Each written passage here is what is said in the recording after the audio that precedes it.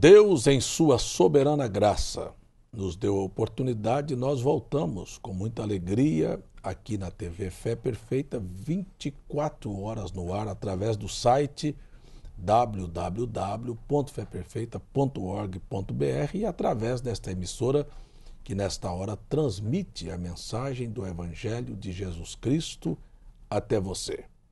Nós estamos recapitulando o livro de Gênesis nos 6 primeiros capítulos que estudamos detalhadamente. E hoje vamos voltar ainda no finalzinho do capítulo 5 e depois no capítulo 6, se o Senhor Deus nos permitir. O Senhor Jesus abençoe a todos vocês que mais uma vez está nos acompanhando. Eu gostaria de fazer aqui a leitura inicial para que nós pudéssemos dar andamento ao estudo. Aqui no livro de Gênesis, no capítulo 6, está escrito assim: como se foram multiplicando os homens na terra, eles nasceram filhas, vendo os filhos de Deus que as filhas dos homens eram formosas, tomaram para si mulheres as que, entre todas, mais lhes agradaram. Pastor César, nós falamos de Enoque e tantos outros personagens. Poderíamos agora falar um pouco a respeito de Noé, da arca, e como Deus trouxe o plano de salvação para a família de Noé? Coisa bonita você acabou de dizer, porque Deus, o plano e o programa de Deus não é um programa individualista. Ele é um programa coletivo que sempre abrangeu a família. Se há uma coisa que Deus ama, é família. Porque família é a base da nação, é a coluna vertebral da nação, é a coluna vertebral da igreja também, não é? E é um alvo de Satanás. Você pode perceber que o diabo apontou todas as armas do inferno para destruir os lares. E aí você vê que os valores familiares estão sendo bombardeados através das telenovelas, através até mesmo de leis que o Congresso e o Supremo têm modificado e que têm afetado de frente à estrutura familiar. Mas o nosso assunto aqui é, desde o primeiro programa que nós estamos apresentando e mostrando, que o diabo investiu contra a família de Adão, está investindo contra a família de Deus nesta hora final da história da humanidade. Como enganou a Eva, ele enganou a igreja. Ou seja, a estrutura da sociedade está completamente equivocada. O Rui Barbosa disse que a sociedade chegaria ao ponto, quando o poder se agigantasse nas mãos dos maus, em que o homem ia rir da virtude e ter vergonha de ser honesto. Hoje é vergonha um pai ter uma filha virgem, intocada para um casamento. É bonito, é interessante uma moça que foi beijada, palpada, pegada, possuída sexualmente, que se tornou até um depósito de esperma de namorados diversos que ela passou. Isso é o que está interessando, achando que é uma coisa bela, bonita para as mães, porque isso é o que a telenovela vivencia e ensina a cada dia dentro dos lares. Outro lado desastroso também da família, que está sendo carcomido, é a questão da ordem do homossexualismo, tanto feminino como masculino. Eu penso que nenhum pai que tem um pouco de senso gostaria de ter um filho homossexual, ou uma filha homossexual, lésbica ou um efeminado. É uma coisa triste que a sociedade tem que encarar. E por que não dizer, não é, que as autoridades agora favorecem, né, empurram este barco, e aí isto vai se tornando uma coisa, de alguma maneira, uma ditadura em que você não pode tocar nesse assunto. Quer dizer, a liberdade de imprensa é uma farsa. Se você tocar nesse assunto, você está sendo homofóbico e você está ferindo o direito que a pessoa tem. Só que as pessoas que estão praticando esse tipo de vida, eles não sabem respeitar aqueles que são heterossexuais e que têm a opção de ter uma família, um nome, um lar, e não conviver com esta coisa como sendo uma coisa natural. Mas, voltando aqui, isto tudo é livro de Gênesis, porque Jesus disse que, como foi nos dias de Noé, nós vamos para o capítulo 5 de Gênesis, onde aparece o Noé, em que casavam e davam-se em casamento. Eu li a matéria essa semana, em que o divórcio na nação, nos últimos meses, triplicou a quantidade de divórcios agora nesses últimos meses aqui no Brasil. Qual é a razão?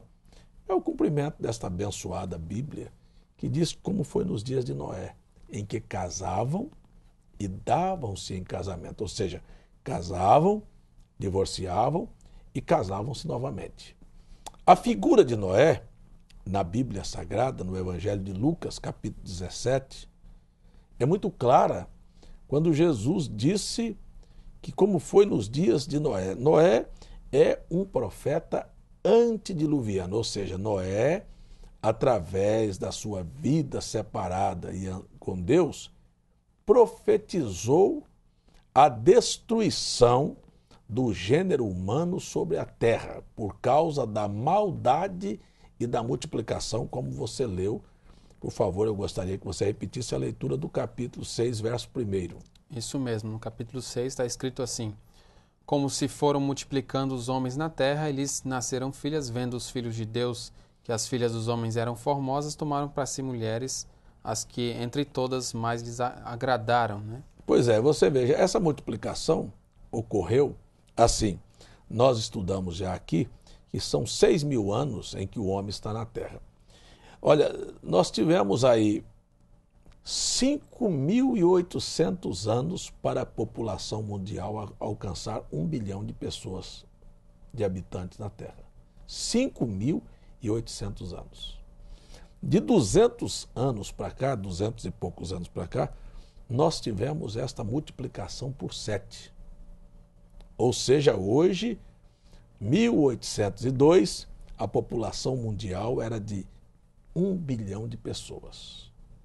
Hoje, 200 e poucos anos para cá, somos 7 bilhões, porque Jesus disse que como foi nos dias de Noé, multiplicou os moradores da terra. Mas a exatidão da Bíblia, a Bíblia não brinca com palavras. Você que está em casa sabe tanto quanto eu. O que mais nasce no mundo hoje? É homem ou mulher? São muito mais mulheres do que homens. Por quê? Porque tem que ser como foi nos dias de Noé. Nasceram filhas. Uma outra característica é que estas mulheres que nascem hoje não são como as mulheres que nasceram anteriormente. Hoje você toma uma menina de colégio, ela é mais bela do que a Miss Universo de 1930. Corrige-se os dentes, tá certo? Com aparelhos e maquiagens e produtos para o cabelo e cosmético, e elas se tornam belas. Cirurgia plástica e etc, você tem uma mulher, e aí você tem a beleza feminina, e o mundo vive em torno disso. Aí estão as mulheres brasileiras, que são consideradas as mais vaidosas do mundo, certo? Então você vai ver que a beleza feminina, acompanhada da desvalorização feminina também, que é um caso que a gente não pode passar por alto, é sinal dos dias de Noé. A desvalorização feminina. Por que a desvalorização feminina? Porque apareceu o movimento feminista, que veio como o libertador. Na verdade, ele veio pegar uma mulher que era uma dama, que se vestia honestamente, e deixar que engraxate, mecânico, aleijado, gente de toda a espécie olhasse o corpo dela como se não valesse nada. Valorizou ou desvalorizou? Uma mulher que era uma coisa, sabe, que um homem buscava para o casamento, hoje é uma aventura. Ela não tem nome para zelar mais. Ela vai para uma mesa e bota uma cerveja e bota um copo ali em cima e ela está pronta para beber e sair embriagada, e o nome dela não existe. Sabe? E ela acha que ela cresceu bastante quando ela se tornou um produto de ter sexo a hora que quiser. Só que você nunca viu um homem grávido. Mas filho bastardo e filho sem pai é o pau que rolou, porque elas perderam o valor. E aí, então, a gente tem a beleza feminina, porque, veja, os filhos de Deus viram as filhas dos homens e não diz que se casaram com elas, não. Tiveram um caso. Não é mais ou menos, para você que está em casa me acompanhando, talvez eu esteja falando com você, minha filha. Eu tenho idade de ser seu pai, e eu quero dizer para você que tem sido fácil que um rapaz te pega ali, te abraça e te beija, e você talvez não saiba que você assanhou os espermas daquele rapaz, só se ele não fosse homem, e que você, diante de Deus, tem um adultério com aquele homem, e que ele já sabe que você é uma fácil. Então, este namoro do ficar, aí, que uma moça é beijada e abraçada e pegada e sente emoções com um homem que ela achou que se valorizou, não, ela está desvalorizando. Uma verdadeira dama é uma joia raríssima. Tem pouco na sociedade. Como o senhor estava falando a respeito daqui, que os filhos de Deus, né, viram que as filhas dos homens eram formosas, e o senhor esclareceu por que elas se tornaram formosas com os cosméticos e tantas outras coisas. Há uma doutrina que eu já li a respeito e fala que estes filhos de Deus seriam anjos, ou seja, o que é, na verdade, quem são esses filhos de Deus que está relatando aqui no verso 2 do capítulo 6? Há uma doutrina das chamadas testemunhas de Jeová que querem tomar essa escritura e dar uma interpretação grosseira para essa escritura, dizendo que estes filhos de Deus aí eram anjos que desceram e viram as filhas dos homens tomando banho e as desejaram e as possuíram sexualmente. Olha, primeira coisa, é tão grosseira essa interpretação que anjo não tem sexo. Jesus disse que, quando julgou aquele caso, é aqueles irmãos que se casaram com uma mulher que se casou com aqueles 7 irmãos, quando chegar na ressurreição, ela vai ser mulher de quem Jesus disse, serão como os anjos. Não se casam, não se dão em casamento.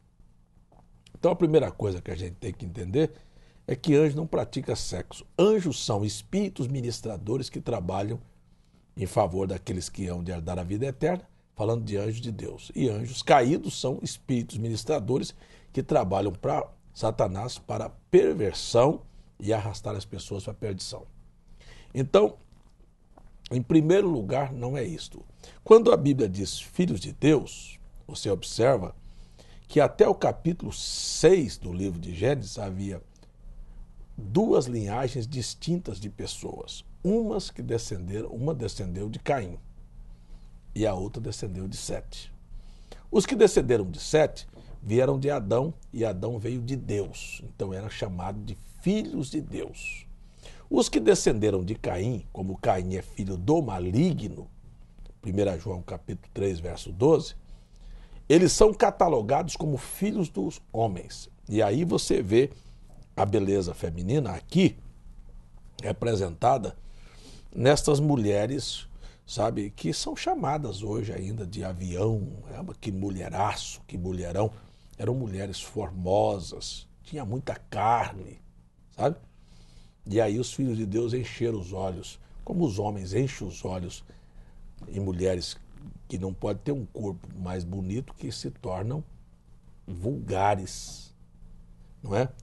É bastante você ver uma mulher bonita, de um corpo escultural bem bonito, daqui um pouquinho ela vai para a revista Playboy. Ela vai pousar nua, sabe? Para gato e sapato ver o corpo dela.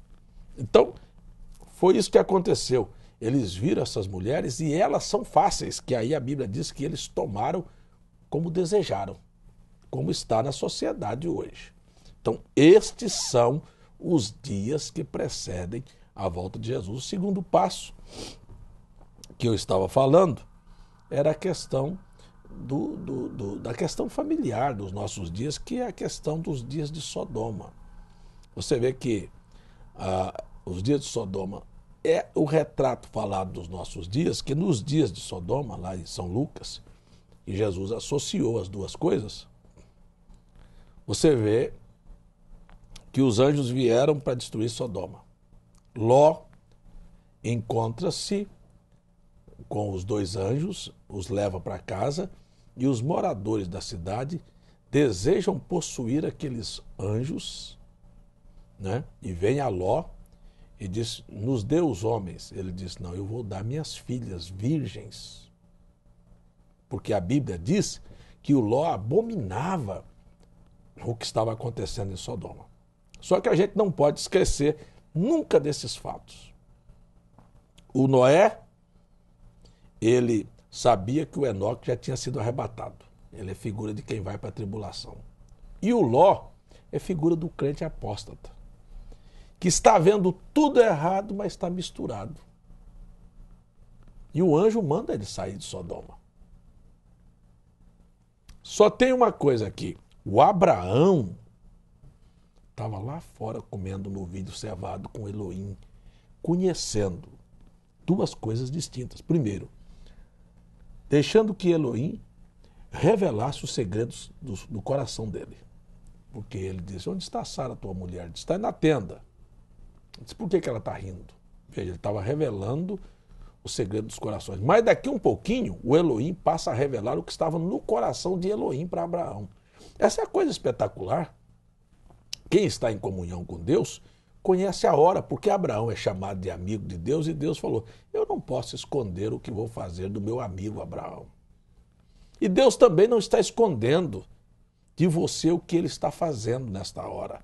Veja, a figura de Noé é a figura de um profeta. Os dias de Sodoma são marcados pela visita de um profeta. Abraão era um profeta.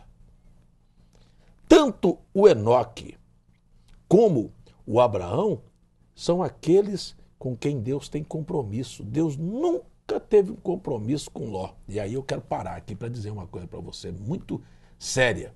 Deus não tem compromisso com igreja nenhuma, viu? E nem tem compromisso com papa, nem com pastor. Deus tem compromisso com sua palavra. A única coisa que Deus vela para cumprir é sobre sua palavra. Se você e sua igreja e seu pastor estiverem fora do contexto da Bíblia, você está perdido.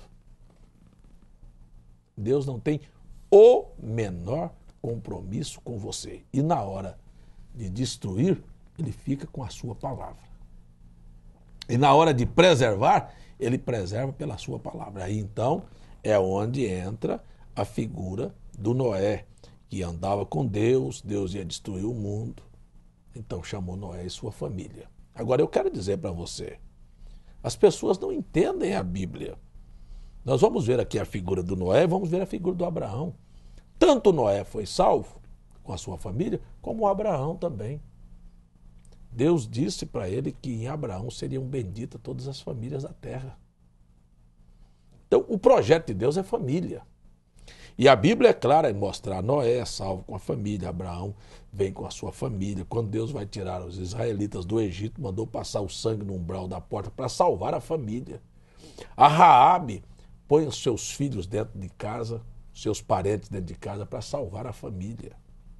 E aí você vai e caminhando com a Bíblia, Josué disse, eu e minha casa serviremos ao Senhor, e você vem para o Novo Testamento, e Paulo diz, crê no Senhor Jesus, será salvo tu e tua casa. Então você que está me assistindo, Deus te colocou aí de frente dessa televisão, porque você é a porta pela qual a tua casa, a tua família será abençoada. Então, o Abraão e o Ló, você vê Abraão é abençoado e até a família do Ló sai por causa da intercessão de Abraão, mas Abraão não esquece também de interceder pela sua família, que era o seu sobrinho e suas sobrinhas e a esposa deles. Então, estas são as figuras. Então, quando disserem para você que os anjos caídos aqui que esses filhos de Deus eram anjos caídos e que praticaram sexo, isso é mentira, isso é falso. isto não tem sustentação na Bíblia, isto não deve, de maneira alguma, ter credibilidade. Nós vemos mais adiante aparecer também gigantes na Terra. De onde teria se originado esses gigantes? Então, os gigantes, está aqui claro, bem claro, os filhos de Caim, que era filho da serpente, e eu disse isso num programa anterior, que a serpente não era a cobra que nós conhecemos, e que a serpente era um animal que estava entre o homem e o chimpanzé, mais próximo do homem do que o chimpanzé. Ele era corpulento, ele era esbelto, bonito, atraente, e a Eva caiu na conversa mole dele, e dali nasceu Caim. Esses gigantes são descendentes de Caim, viu? E aí você vai ver que isso tudo tem uma inspiração, que se a gente fosse mexer aqui no belo e no bonito, que sempre é sinônimo de pecado, você ia voltar no céu e encontrar Lúcifer, o mais belo de todos os animais, que também é chamado de a antiga serpente. Assim, na Bíblia, você tem a origem dos gigantes na linhagem de Caim, e aí você tem as filhas desses homens arrões, não é? Que são os gigantes, de mulheres também que eram corpulentas e que os filhos de Deus caíram com elas. E aí, então, de Gênesis 6 para cá, você tem uma raça misturada. P.O., produto original. Não existe mais. Existe agora toda uma raça humana híbrida. Você tem pessoas que agora estão misturadas, que procedem dos dois lados. Misturou-se os filhos de Deus com os filhos das filhas dos homens. Filhas dos homens. E aí veio a corrupção, e aí veio a destruição, e as pessoas dizem, mas olha, se a destruição chegou com Noé, e todos são desfeitos, só a família de Noé que é salva, então como é que esta semente da serpente chegou até nós? Olha, é claro, os filhos de Noé se casaram com mulheres, e estas mulheres carregavam já essa mistura, e nasceu um filho chamado Canaã, que é filho de Cão, que é filho de Noé, e que por sua vez você vai ver que vai ser o pai de Nirode, que vai fazer a Torre de Babel, e você vai ver que é amaldiçoado por Noé. Então você tem esta coisa misturada hoje. E como é que se sai disso? Aí Jesus vem à Terra, quando vem a primeira coisa que faz é dizer, necessário vos é nascer de novo. Ou seja, voltar ao original. E isto é feito através de uma intervenção divina pela palavra. Então morre-se o velho homem, ressuscita-se uma nova criatura. Esta nova criatura não é uma mudança de igreja. Não, é a desagregação. Desagregou-se do espírito daquela pessoa o desejo pecaminoso que veio e que nós herdamos da serpente. E aí nasce o desejo. Como disse o salmista, meu prazer está na lei do Senhor, e na lei do Senhor medito de dia e de noite. Então este é o processo. E mais uma vez, irmão João, nosso tempo agora acabou e nós vamos chamar os nossos amigos para uma oração. Eu queria só te perguntar uma coisa para você que está em casa. Não deseja você vida eterna? Não deseja você um companheirismo com Deus? Não quer perder você esta coisa asquerosa da serpente na sua vida? Desejos por televisão, por cinemas, por modas, por vaidades, por pinturas, por este sexo desregrado, estas telenovelas, este futebol, esta sujeira do mundo? Não quer abandonar estas vestes imorais, esses princípios que estão contrários à palavra de Deus? É hora de desagregar.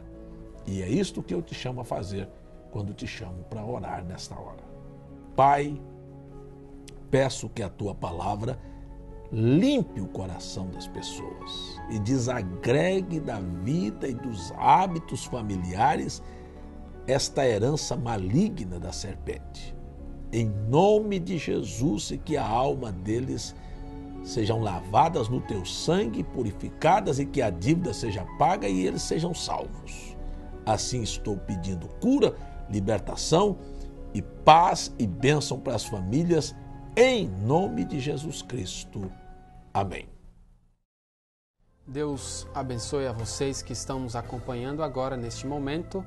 Chegamos ao final de mais um programa Fé Perfeita e gostaria de deixar aqui com vocês os contatos para que você possa ligar e receber na sua residência CDs, DVDs e literaturas de estudos bíblicos gratuitamente. Você pode ligar para o telefone 0800 722 7360. É isso mesmo que você acabou de ouvir. É um número 0800. Você pode ligar e você não vai pagar nem mesmo a ligação e estará recebendo gratuitamente na sua residência estudos bíblicos para o seu elevo espiritual. Você pode também escrever para a Caixa Postal 3045, João Pessoa, Paraíba. Também telefonar para os outros telefones 83-3222-7360 ou 3222-4171. Você também pode nos enviar um e-mail para feperfeita@gmail.com. Acompanhe os nossos cultos através do site www.feperfeita.org.br nos horários das 19h30, todas as terças e quintas-feiras, às 19h30, e aos domingos, às 9h pela manhã, através do site www.feperfeita.org.br. Você também tem a sua TV Fé Perfeita 24 horas, levando a programação para te ajudar a conhecer melhor as Escrituras. O Senhor Jesus te abençoe e até o nosso próximo programa.